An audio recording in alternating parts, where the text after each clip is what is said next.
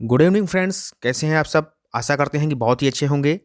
तो आज है 10 जनवरी 2022 और सीटेट का जो ऑनलाइन एग्ज़ाम हुआ है सेकंड शिफ्ट का, यानी कि जूनियर लेवल का, तो उसका एनालिसिस लेकर हम आपके सामने आ चुके हैं। बच्चों के द्वारा कुछ क्वेश्चन हमें प्रोवाइड कराए गए थे, तो उनको हम यहाँ पर डिस्कस करने वाले हैं। और वीडियो को ध्यान से देखिएगा, और जो लोग चैनल से पहली बार जुड़े हैं तो चैनल को सब्सक्राइब कर लेना और बेल आइकॉन को प्रेस कर लेना, जिससे कि आने वाली वीडियो का नोटिफिकेशन आपको सबसे पहले मिल सके। तो चलिए स्टार्ट करते हैं आज का इम्पॉर्टेंट लेक्चर। तो पहला क्वेश्चन आपके सामने यहाँ पर पूछा गया था कि चींटी के दंश यानी कि डंक में निम्नलिखित में से कौन सा अम्ल होता है। तो फॉर्मिक अम्ल यानी कि फॉर्मिक एसिड पाया जाता है। नेक्स्ट क्वेश्चन आया था कि पृथ्वी की सतह से शुरू कर वायुमंडल की परतों के सही क्रम का चयन कीजिए, यानी कि जो क्रम है नीचे से ऊपर का वो आपको लगाना था। तो सबसे पहले आपका नीचे से स्टार्ट होता है क्षोभमंडल, फिर आता है समतापमंडल, मध्यमंडल, आयनमंडल और बहिर्मंडल। ये 5 जो मंडल हैं ये आपके क्रम वाइज हैं, इनको आपको क्रम से वहाँ पर लगाना था। अगला क्वेश्चन आपसे पूछा गया कि सूफी संत के मकबरे को जाना जाता है, तो दरगाह के नाम से इसको जाना जाता है। ठीक है, क्लियर हो गया। चलते हैं आगे। नेक्स्ट क्वेश्चन आपसे पूछा गया कि हिमनद के निक्षेपण को कहा जाता है, तो ये कहा जाता है बच्चों हिमोड़। अगला क्वेश्चन आया था कि किस अवस्था में बच्चे में सामाजिक खेल का विकास होता है, तो ये होता है पूर्व संक्रियात्मक अवस्था में।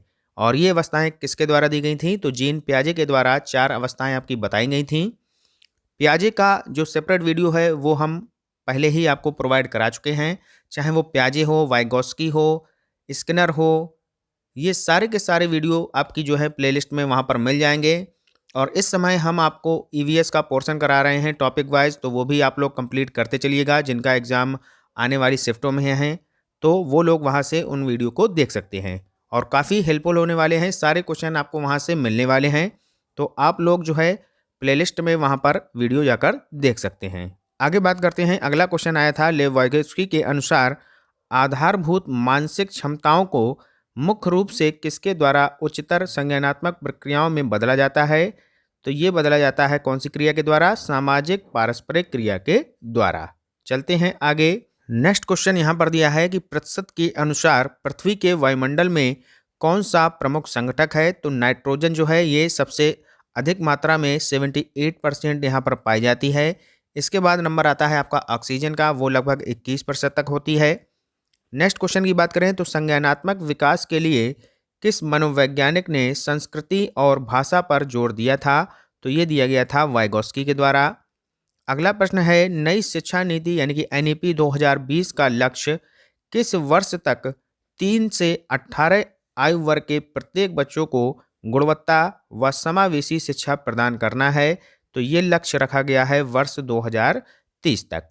तो एनईपी का भी वीडियो हम आपको प्रोवाइड करा चुके हैं, बहुत ही अच्छा वीडियो है, जाकर वहाँ पर आप इसके बारे में पढ़ सकते हैं। डिटेल में हमने आपको बहुत सारी चीज़ें वहाँ पर कवर कराई हैं। चलते हैं आगे। नेक्स्ट क्वेश्चन देखते हैं। अगला प्रश्न दिया है एक लड़के को उसके माता पिता गुड़िया खेलने के लिए देते हैं, तो वह कहता है कि गुड़िया लड़कियों के खेलने का खिलौना है, लड़कों का नहीं है, इसलिए मैं गुड़िया के साथ नहीं खेलूँगा। तो यह क्रिया किस तरीके का पक्षपात यहाँ पर हो रहा है, तो यहाँ पर हो रहा है लैंगिक रूढ़वादिता का। ठीक है। अगला प्रश्न है प्रगतिशील कक्षा में बच्चों को किस तरीके से यहाँ पर देखा जाता है, तो ये देखा जाता है सक्रिय अन्वेषकों के रूप में। ठीक, चलते हैं आगे। अगला प्रश्न देखते हैं। निम्नलिखित में से कौन सा द्वितीयक सामाजिकरण एजेंसी का उदाहरण है, तो ये हो जाएगा विद्यालय और मीडिया। और पहला कौन हो जाएगा, परिवार और पड़ोसी। यानी कि जो बच्चा होता है उसका जो प्राथमिक समाज होता है वो परिवार और पास पड़ोस के लोग होते हैं, और जो द्वितीयक समाज होता है वो विद्यालय और मीडिया होता है।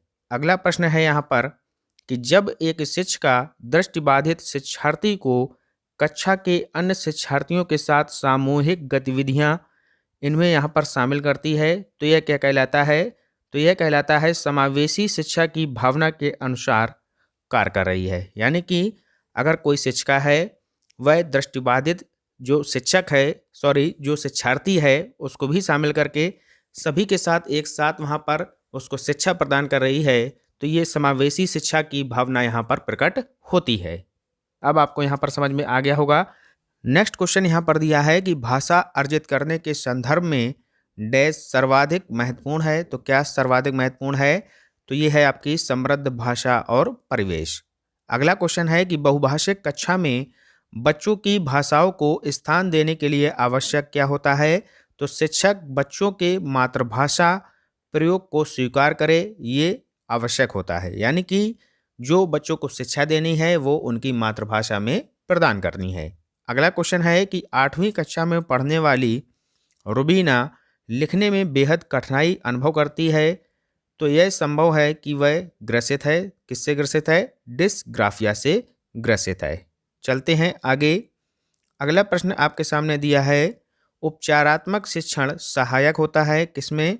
कमजोर छात्रों की सीखने की कठिनाइयों को दूर करने के लिए उपचारात्मक शिक्षण का प्रयोग किया जाता है। अगला क्वेश्चन है कि रेड डाटा बुक रिकॉर्ड रखती है। किसका रिकॉर्ड रखती है? तो जो विलुप्त प्रजातियां होती हैं उनका रिकॉर्ड रखा जाता है रेड डाटा बुक में। अगला प्रश्न आया था कि विशेष रूप से निर्मित टैंकों और तालाबों में मछली का प्रजनन कहलाता है। तो ये कहलाता है बच्चों पिसीकल्चर। ठीक है, अब देखते हैं नेक्स्ट क्वेश्चन। अगला क्वेश्चन यहाँ पर दिया गया है, क्वेश्चन नंबर 20, एक समावेशी कक्षा में भाषा शिक्षण को सुगम बनाने के लिए आप निम्न में से क्या उपाय करेंगे? तो भाषा परिवेश का निर्माण करेंगे। ये जो है सबसे मुख्य उपाय होता है। अगला प्रश्न है कि विकास में वैयक्तिक भिन्नता को समझाने के लिए क्या महत्वपूर्ण है? तो वंशागत विशेषताओं के साथ साथ पर्यावरणीय कारकों एवं उनकी पारस्परिक क्रिया पर विचार करना ये जो है विशेष महत्वपूर्ण होता है। तो ये थे आज के कुछ इम्पॉर्टेंट क्वेश्चन जो आज की सेकंड शिफ्ट में पूछे गए और बच्चों के द्वारा यही क्वेश्चन हमें प्रोवाइड कराए गए थे। तो मिलते हैं कल एक नए वीडियो के साथ, एक नए एनालिसिस के साथ। तब तक के लिए पढ़ते रहिए और आगे बढ़ते रहिए। जय हिंद, जय भारत।